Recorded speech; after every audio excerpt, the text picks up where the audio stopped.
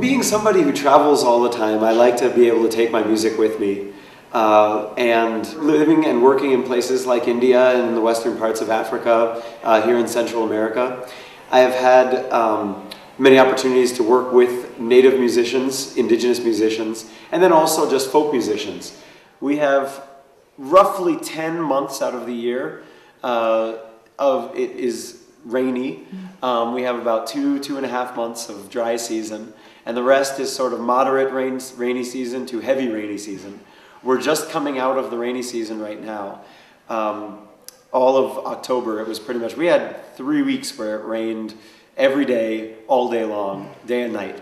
And the hard thing for me here, the hardships I've faced are that I don't own a vehicle. So everywhere I go, I have to walk.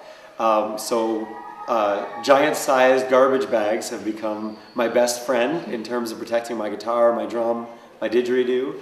The other thing that I've done, and this is just honestly, I've found places all over Monteverde to leave my instruments.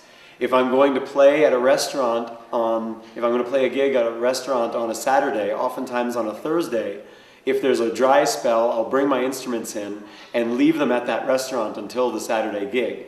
So it involves a lot of forethought here, because, take advantage of those half-hour breaks in the rain and, run my instruments to one place and leave them there for a while. It also involves a lot of trusted people, too. Yes, yeah, definitely. The owners of different restaurants have been my friends. I leave things here at the school, locked in the office, and then, at my house. So it's almost like I've set up a series of camps all around the town where I can leave my stuff.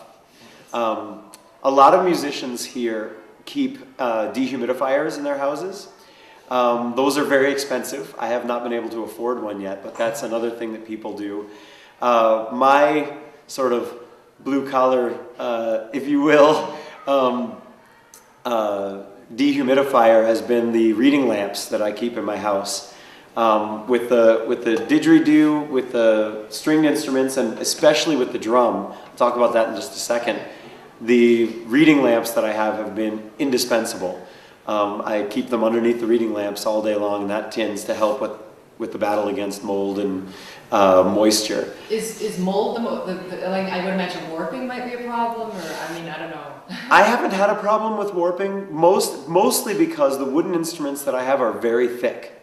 My guitar is a solid top, and it's, I want to guess it's probably about, again, 1/4 of an inch thick wood. It's thicker than a lot of guitars, and so I haven't had problems with that. This didgeridoo, it could double as a weapon on the street if I needed it to, because it's probably about, I would say it's probably about 6 pounds. It's very thick wood, so warping isn't a problem. What I have had a bamboo didgeridoo in the past that in rapid climate changes has had trouble with splitting.